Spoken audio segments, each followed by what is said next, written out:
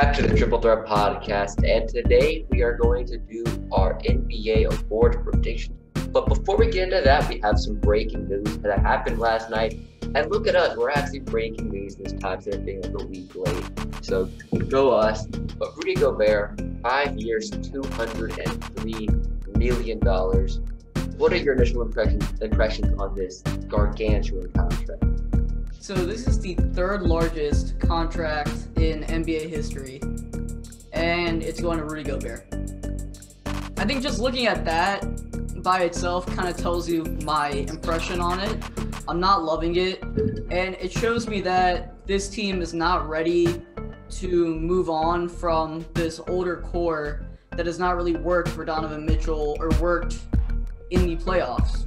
Rudy Gobert is a great regular season player, but come playoff time, his production drops dramatically. And with the way the NBA defenses are evolving, you want more versatile guys like Bam, Simmons, Davis, and Giannis instead of pure shot blockers like Gobert or Hassan Whiteside or even like Andre Drummond.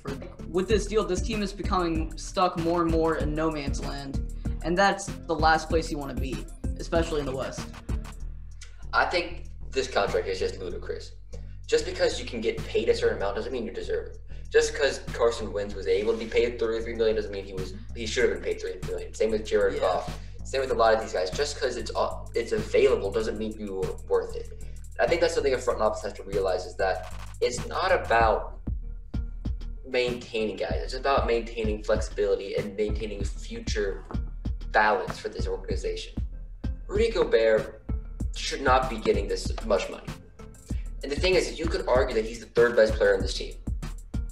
You could argue, so he should not be getting paid the third most in NBA history. The fact of the matter is that he is a center that the NBA no longer revolves around. The NBA revolves around guys like Bam Adebayo, Nikola Jokic, Anthony Davis, guys that are quick, athletic, and can be versatile on the court. Rudy Gobert is a 5 and a 5 only. He's a shot blocking guy, and he scores only in the paint. That's all he does. He's limited, and that does not warrant a $40-something million contract. It's just absolutely ridiculous what this Jazz team is doing. And this signals to me that they have no ambition. Because if they had ambition, they'd go, all right, there's no fans this year. Let's tank, get a top 4 draft pick. Let's see how this goes. We have a great young player. Let's partner him with someone great to go along for the future and maintain some future cap flexibility to go out and get a superstar with the draft picks we acquire from trading our current core. But no, they go out and say, you know what? Fighting for a low seed in the Western Conference and not getting past the first round is good enough for us, and Don Mitchell will be happy with that. Because no, he won't be. He's not going to be content fighting for the 8th seed in the West. I think that he's going to get unsettled with a star player in Rudy Gobert, which they believe is a star player, that isn't actually a good fit with Mitchell. They're limiting Mitchell, they're limiting this team, and they're limiting their potential. And I think this move just signals, you know what, we're fine with mediocrity. Yeah, I agree. This team is just trending towards no man's land. Mitchell will become unhappy. And Mitchell is such a talented player, he does not deserve this. And Utah needs to make some kind of quick move, or they need to have some kind of concrete plan in mind, because the most important thing is keeping your young superstars happy, because you know what? They could request a trade in a heartbeat. We've seen that with guys like Kristaps Porzingis, and that could happen with Donovan Mitchell. So do you want to talk about let's get into our predictions, and which award do you want to start off with first? Do you want to leave MVP for last and start off with Rookie of the Year? Yeah, let's do that. So the other thing that I have pulled up right now, I have our predictions pulled up, but I also have the Vegas odds, and I think that it'll be fun to kind of compare our predictions to what Vegas thinks. And for all you bettors watching, just keep this in mind, because we have some predictions that do not match with what Vegas is saying at all. So it'll be really fun to, look at the differences and disparities between them. So Rookie of the Year, my pick was Denny Avdia of the Washington Wizards. In these preseason games, he's been playing really, really well, playing well with Westbrook, and Washington will be making a playoff push and could even push for the 5 seed. And because of that, I think Avdia will be a big part of this. He'll make a ginormous impact, especially on the offensive side of the ball. And I think he's the most NBA ready out of some of the other front runners. So who rounds out your All NBA first team for rookies, the rookie first team? I think it's gonna look something like Avdia, obviously. I think LaMelo Ball will be in there, given the amount of hype and the fact that he has the keys to the offense. Tyrese Halliburton should be in there. The other forward, I think, could be like Anthony Edwards. And I think Okongwu is better. I think Wiseman will probably round out that fifth spot just because he will be contending for a playoff spot and he'll have significantly more minutes than Okongwu will. So my rookie of the year is someone who we've talked about in our take video. If you haven't watched that, go watch the 11 takes we have for the NBA season. I have Chuma Okeke. And this is a really, really interesting pick. And you wouldn't think this based on their preseason performances because Chuma has pretty much been a stretch player, a 3-and-D kind of guy for this team. But his defensive impact and his three-point ability, as well as filling in the role, which who do they have? Evan Fournier starting at the 3 spot right now? Yeah. Chuma will definitely take that 3 spot at some point in this season. With his defensive versatility and his offensive game, he has more potential and suits this team's future more than Fournier does. So Chuma's going to take the spot that Jonathan Isaac left, and getting solid minutes on a decent team with a decent supporting cast, I think this guy is a incredible long shot for the Rookie of the Year award. I think, as you said, Deni Avdija is a close runner-up, and I think the rest of the rookie team rounds out with LaMelo Ball, Obi Toppin, and James Wiseman. Ball, Avdija, Toppin, and Wiseman will all get significant minutes on teams that are going to get televised games. So yeah, the fact that they're going to be seen and they're playing is going to be a big, big contributor to their success this season. I think I agree with you, and I agree with the impact that Okeke can make. My one reservation, I think I talked about this on the 11 Takes video, is will he get the publicity that he deserves? Okeke was kind of forgotten about. I'm looking at the Rookie of the Year odds. He's not in the top 23, so his odds are like plus 65,000 plus or 6,500 plus, which is insane. So if you're a bettor, keep an eye out for Okeke.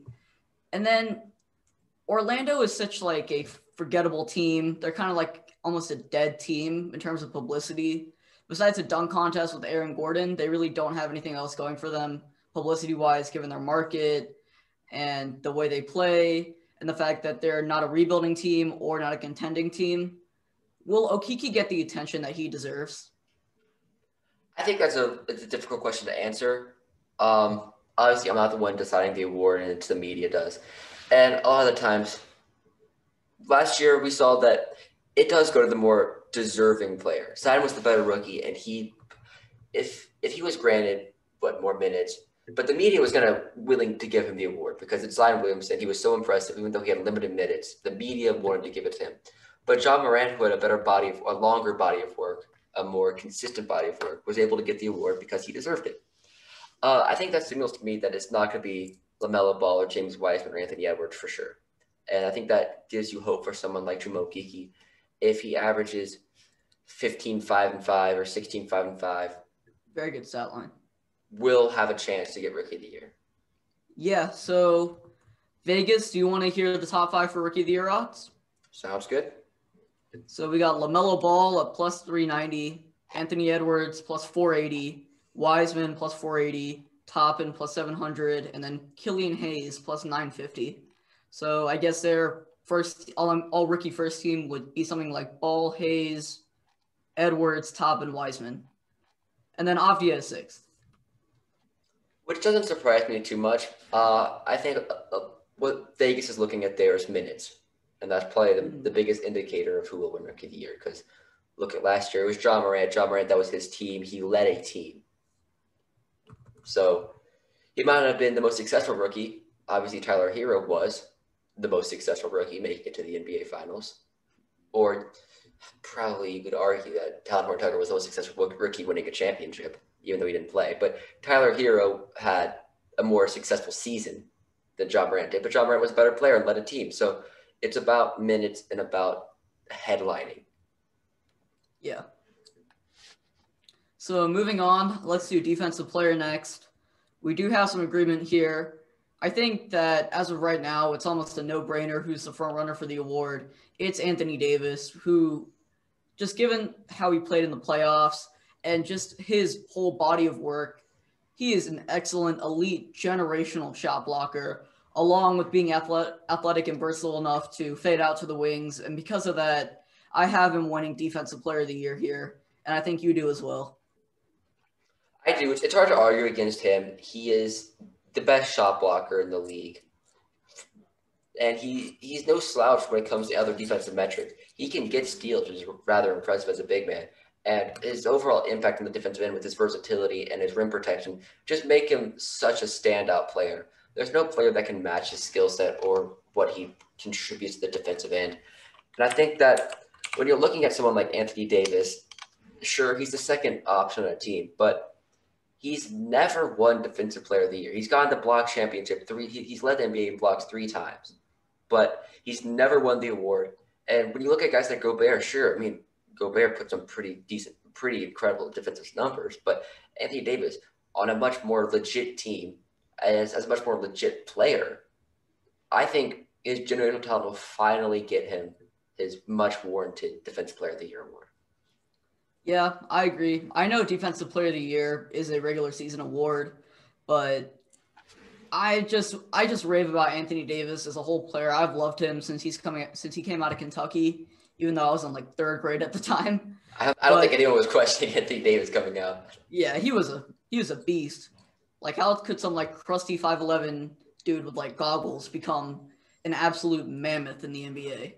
That's no hate, but he had a big blow up. I'm not gonna lie, but I really like Anthony Davis. His game translates to the playoffs, which Gobert's just does not, and it shows the impact of versatility and the impact of elite level shot blocking, and then being able to translate back on offense.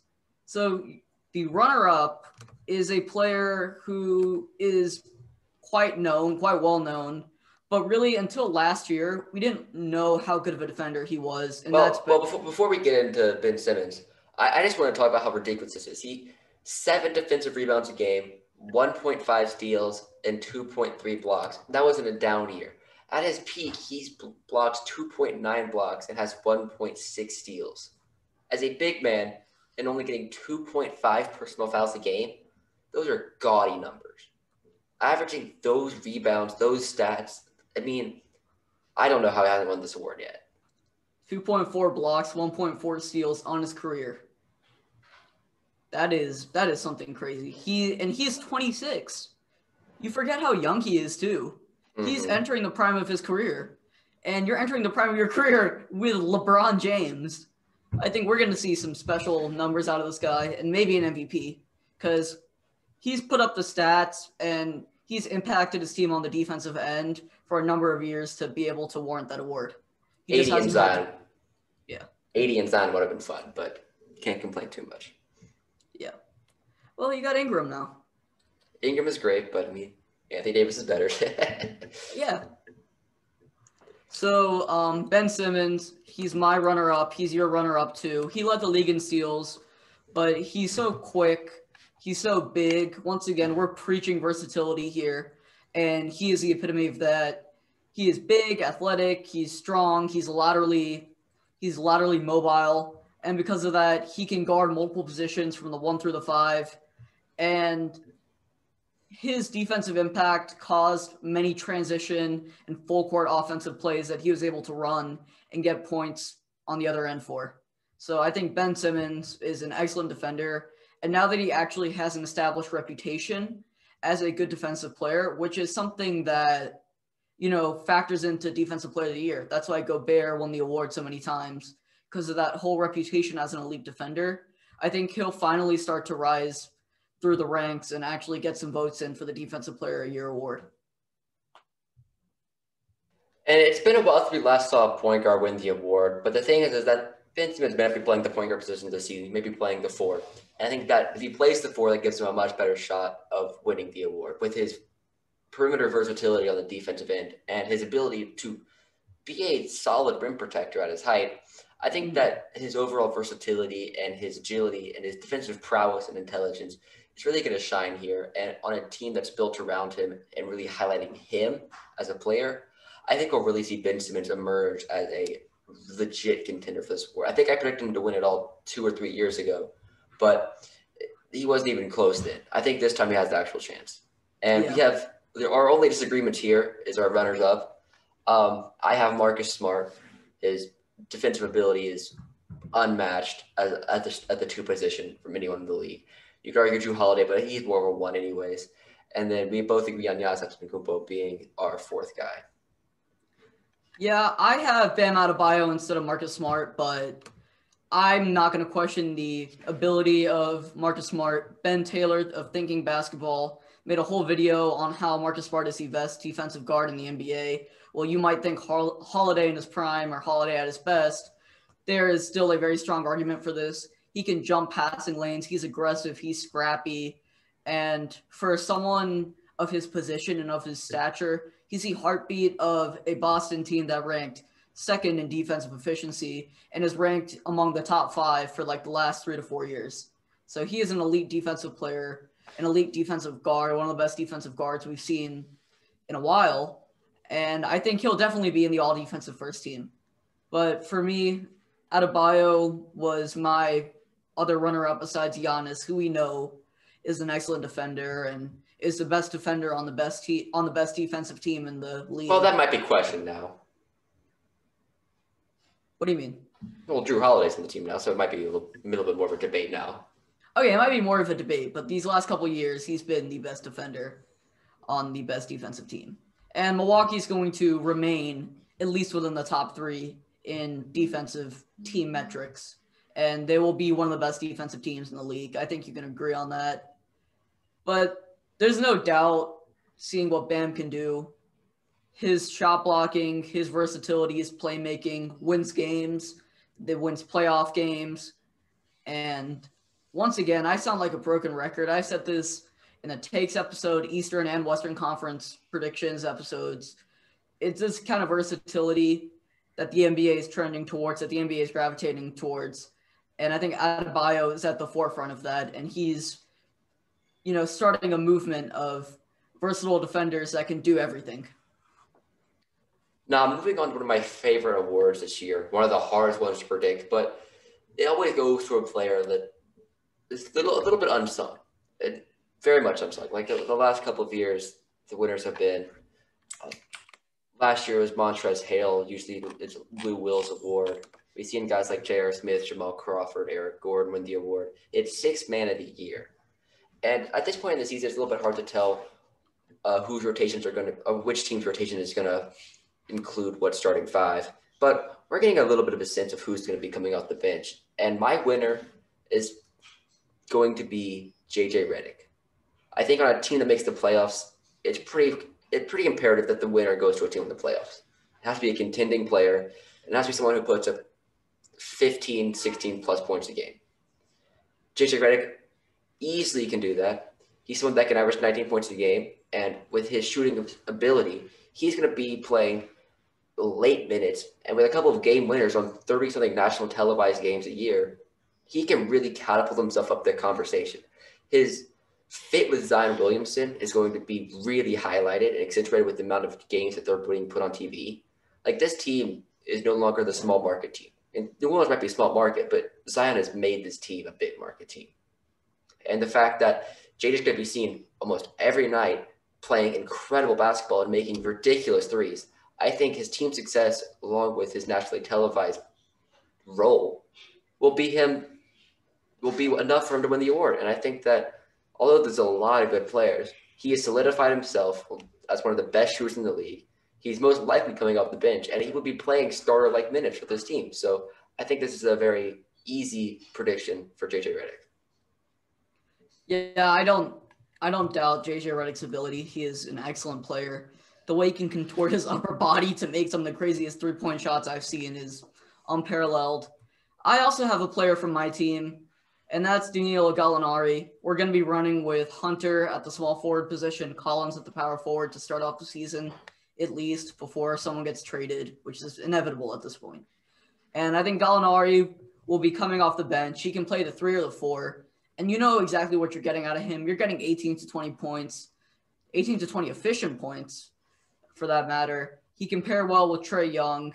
He is just an offensive centerpiece, and the amount of scoring that he'll do and the impact offensively that he will make on a team that looks to be making a playoff push will be unparalleled. But at the same time, while he is my winner and while I do stick with that, I think JJ Redick being on the Pelicans, Montrezl Harrell, Dennis Schroeder being on the Lakers, who have like 10 times as many national televised games as we do, will really hurt Gallo's chances. But I think at the same time, it does go to a deserving player at the end of the day, and Danilo Gallinari deserves the award. I think that one thing that really hurts Gallo, in my opinion, is that I don't think the Hawks are going to make a playoff this year. And I think that if you're not making the playoffs, you're not on a televised team, it's going to be really hard for someone deserving to win the award. That's why I have guys like Jeff Teague and Dennis Schroeder ahead of them. I have Gallo at my 4 spot as a runner-up for the award. But I think JJ's shooting ability, Jeff Teague's role in the second offense for that Boston Celtics team, and then Dennis Schroeder just being an all-around great 6-man. He's already proved himself to be a great backup point guard. And playing on a great Lakers team will all obviously catapult him to the top of the conversation. So I think that a lot of the media will be looking at guys ahead of Gallo, even though Gallo might be the most deserving a participant. I think that it'll be hard for him to reach the award. I do think the Hawks are going to make the playoffs for starters, and that's why I have Gallo winning. But my runner-up is Harrell. My next up on the list are Dennis Schroeder and Jordan Clarkson. I think Harrell in particular, he's going to be playing for the biggest market in the NBA, or maybe second biggest, but who cares about the Knicks? And then he has a narrative. You know, he switched sides from his old team, the Clippers, to the new Lakers. There's kind of a narrative there. And because of that, I can see him also winning with that narrative contributing to it. Similar to how Westbrook won the MVP in 2017, despite maybe Harden deserving it a little bit more. Westbrook had the narrative behind him because that was a year right after Kevin Durant left for the Warriors. So I think that narrative will kind of play out too. And then Dennis Schroeder, as we know, is a great all-around point guard. He was a finalist last year for the award on OKC. And I think he's going to be coming off the bench to start off, as LeBron will take the point guard role. And then Jordan Clarkson, besides Bogdanovich and Mitchell, is really like the only other source of reliable offense on Utah. And if Utah does manage to sneak into the playoffs, I can see Jordan Clarkson kind of being up there in the awards finalists. And so looking at the Sixth Man of the Year awards odds in Vegas, Lou Williams leads the pack despite him most likely getting traded. And then Dennis Schroeder, Jordan Clarkson, Montrezl Harrell, Davis Bertans. So they might be starting Rui and Denny over Bertans. Spencer Dinwiddie, Tyler Hero, Gallinari at 8. And JJ Redick is at 13th. Now that's a little bit interesting though. So you didn't mention JJ Redick and JJ's 13th on the award. What are his odds? His odds are plus 3,000. That is some sneakily good money right there. Yeah, it is. And then you had Jeff Teague as a runner-up. We mentioned him being on a very good Boston team. And then Schroeder and Gallinari as your next up on the list.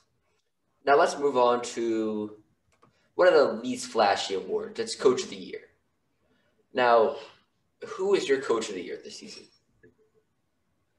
As much as I want to say Monty Williams, I think it'll be Brad Stevens just because he'll have a little bit more team success. But, yeah, I think I'm going to have to go with Brad Stevens here. My runner-up was Monty, and then next up on the list was Spoelstra. He has some hype coming in after leading his team to the finals. Because really, when you are the coach of a LeBron-led team, you get overshadowed because LeBron is such a vocal leader. He kind of takes over as coach. And so we never really get to see Spoelstra's ability to coach a good team until now, where he led them to the finals, beat Milwaukee, beat Boston, and put 2 games on LeBron and AD. So he's a very talented coach. He'll be in the mix. And then just due to pure team success and the fact that it's the Lakers, I think Frank Vogel will be in the mix, despite the fact that it's LeBron's team, really. Oh, you're muted. I see this sort of playing out pretty similar to you as well. I think Monty Williams will, in fact, get it.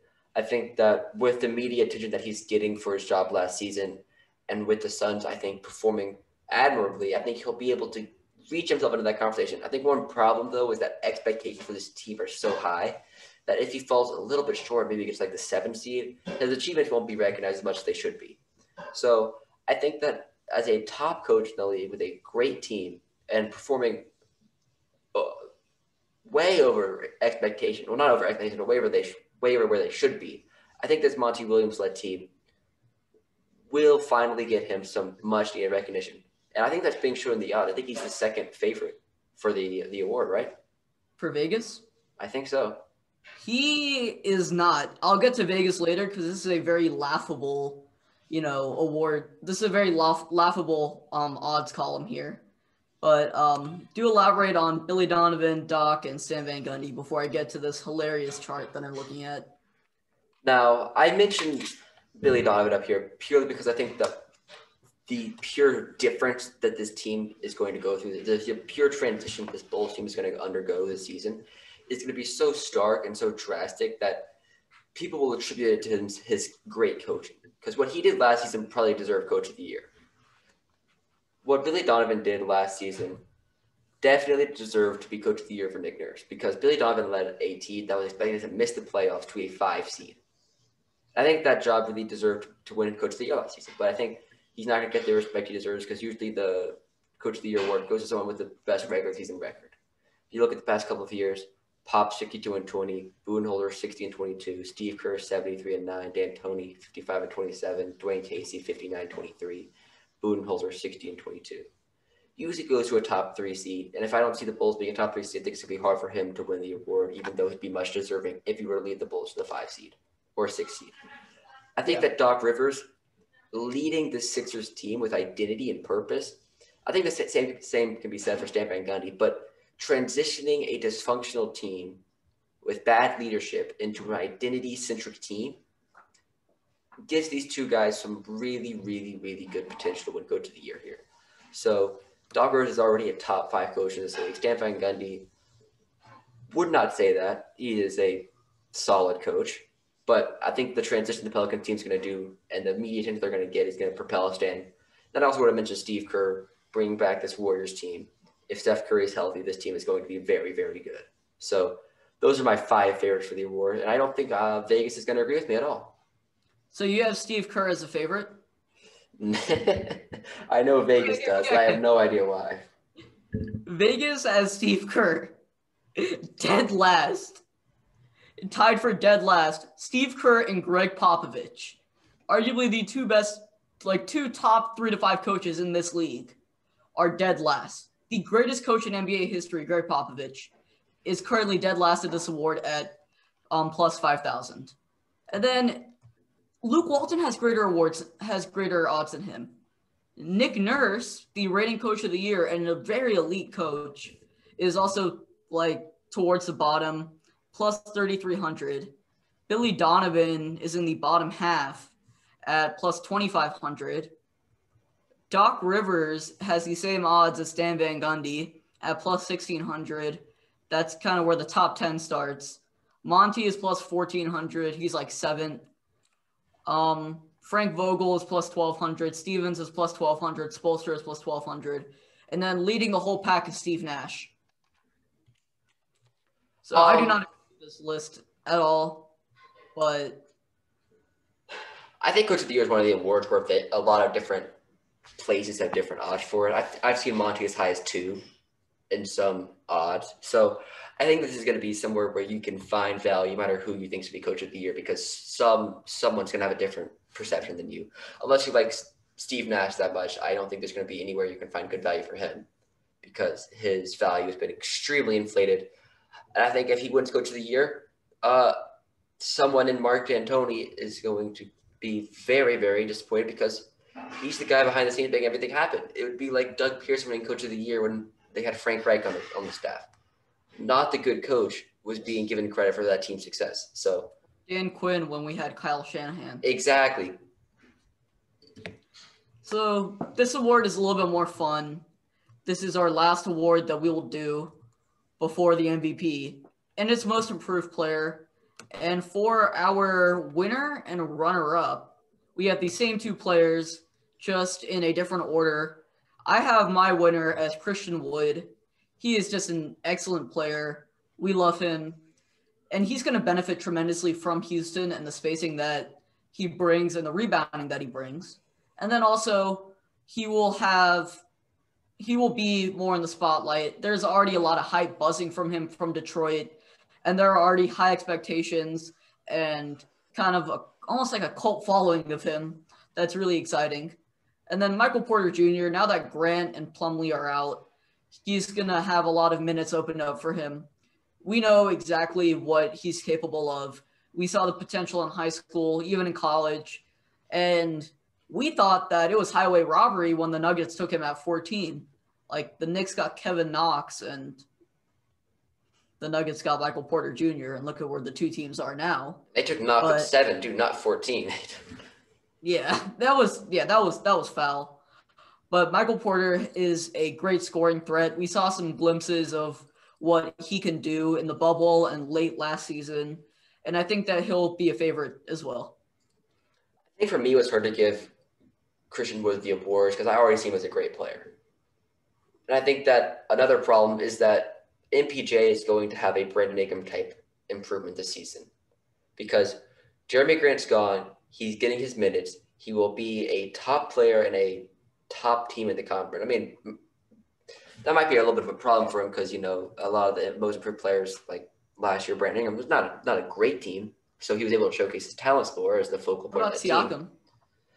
Yeah, Siakam, but it takes a lot of team involvement to be the most improved player. You got to be the focal point of the offense. And I think that MPJ is the third option in that offense behind Jamal and Jokic.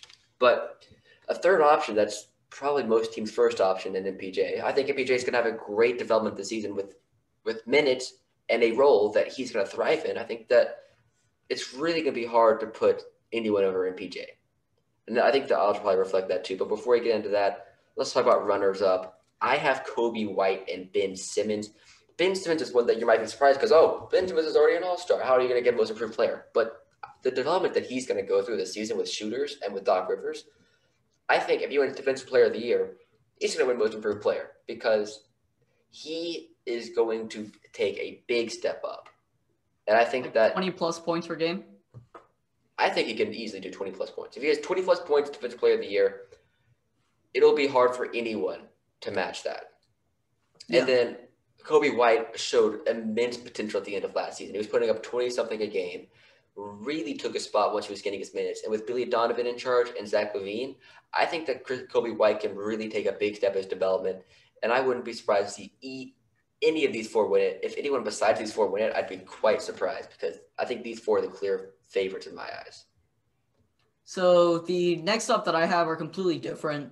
The first one I'll talk about is Thomas Bryant, who has flown under the radar all career, just also because he's played in Washington. But he is a floor-spacing big man, and he is a true floor-spacing big man that pairs perfectly with Russell Westbrook. In Westbrook's preseason debut with Bryant had 22 points and 7 rebounds.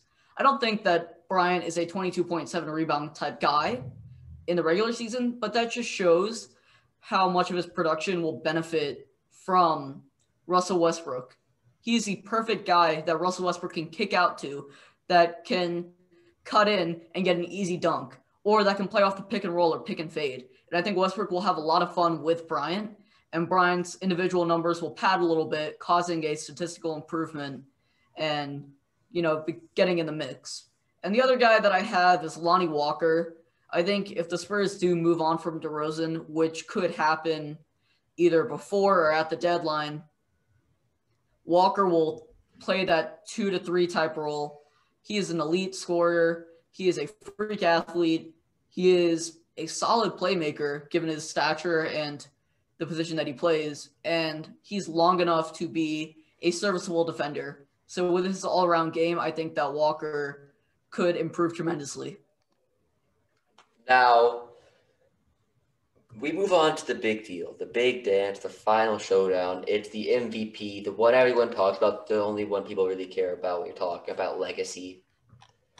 Who do you see winning the MVP this season? I guess I'll kind of go through my next up runner-up and then kind of lead into the winner, because it's almost like a process of elimination type thing. Giannis can have another amazing season similar to last year, but he's not going to win it due to voter fatigue and the fact that the last MVP three-peat was Larry Bird in the 80s.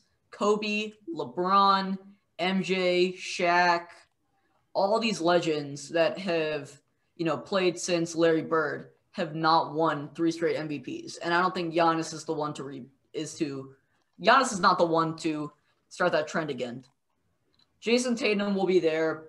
He'll show tremendous improvement, but I don't think he will win it. Luka Doncic, while I do think that he is a very good player, and while he'll have the best individual season, I think that the fact that Kristaps will be out and the fact that some of those games will be dropped, leading to Dallas going to like a 5 or 6 seed instead of a 2 or 3 seed, will hurt Luka Doncic's chances, and he will be the runner-up.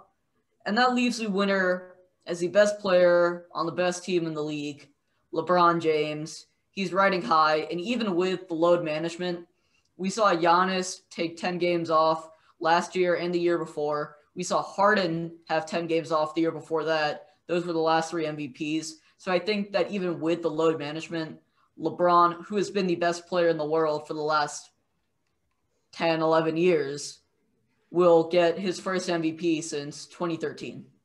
That's disrespectful. The fact that if you were to give most valuable player to any player, LeBron is the best player in the league and has been single-handedly carrying teams. It's long overdue, in my opinion. I think that you can make the case that he's deserved it probably about every year besides maybe one Giannis and the couple Steph Currys, because he has been incredible. He has carried the Cavs. He has carried the Lakers. Well, actually, maybe not last year. He definitely didn't deserve it last year or 2 years ago, I mean. Mm-hmm. But every year besides that, when he's led his team to the finals, he has deserved MVP. We had Durant, who was very good in the regular season, but I think LeBron could have had that. They just didn't meet expectations that year. The Heat didn't. As just a whole team, they didn't break 60 wins. And then the 2 Curry years, I think those were deserving MVP years. And then the Westbrook year, I don't know, that was a little bit sus having Westbrook as the MVP, but the whole triple-double, the narrative kind of played in. And lost in the first round. Yeah. I think Harden could have won that. And then the year after that was Harden, but Chris Paul had a tremendous impact on that, so you should thank Chris Paul for that. The 2 Giannis years, the first time Giannis won, the Lakers weren't even in the playoffs, so Giannis maybe deserved that. But last year, I think that LeBron had a pretty decent chance. Yeah, I think he should have at least had 2 or 3 out of the last, 6, 7 years. Yeah. Well, and just because of that, I have LeBron as my MVP. Well, as you said, Curry deserved it those 2 years, and I see that happening again. Steph Curry is back, baby, and he is a top 3 player in this league. Unquestionably, the best shooter in the league. And without Klay Thompson, his role is going to be by far, or without Klay and Durant, he's going to have the biggest role he's ever had in the offense. And with that, and hopefully scoring 30 points a game and shooting 40-something% from 3, it's going to be hard to not give Steph Curry the award. If they make a top 4 seed in the West and Curry puts 30 points a game, I don't think there's any doubt in my mind that Steph's not the MVP. I think LeBron will be in the conversation because he always will be. But Steph, if he plays the full season, if his ankles hold up, he's going to win the MVP in my eyes. Luka Doncic is going to go supernova again. He is a great player. And then Giannis and LeBron are going to be in the conversation. So I think one of those 4 has to win it this year. Yeah. I think I put Jason Tatum in there just to kind of spice things up for fun. But I could definitely see Curry taking that 3rd or 4th place type finish. But I think both of us agree that Luka will be the runner-up. I have Curry, you have LeBron. Both of them have established themselves as elite top 3 players, one healthy. And if Curry leads his team to a good seed, he could win it. And if LeBron, keeps up his dominance and does not show real regression, I think he's long overdue for the award. Well, that will do it for us. We have gone through our MVP, a Rookie of the Year, Most Improved Player, Defensive Player of the Year, Sixth Man, and Coach of the Year. We will check back with this in about 7-8 months, and we'll see how many we got right. How confident are you in your predictions? I think I'm confident in about 70% of them. I feel like I'll have a 70-75% success rate. I'm pretty confident. I'd say I'm probably 50. I know I'm going to be wrong on Chuma. I think I'll get Porter and Davis for sure. And Curry, I think I'll probably get that. I hope I can get that one. But I think it really comes up to Monty, JJ, and Chuma. I don't know if I'll get those. I think we'll both get Davis, to be honest with you. I think I can get Brad. I think MPJ or Christian Wood are, in my opinion, the 2 clear front runners. And I think I'll get Gallo. Well, you saw our bias here today. We both picked a player from our teams. But that'll do it for Triple Threat Podcast. We will have another episode tomorrow and the day after that and the day after that. If you want to go check out the website, the link is down below, triplethreatpodcast.com. We have more articles on the way if you want to read our little predictions and our rewards. We have our analysis on the website. You can check out my prediction. You can check out Ishan's prediction. But that'll do it for us. Take care. Have a good one.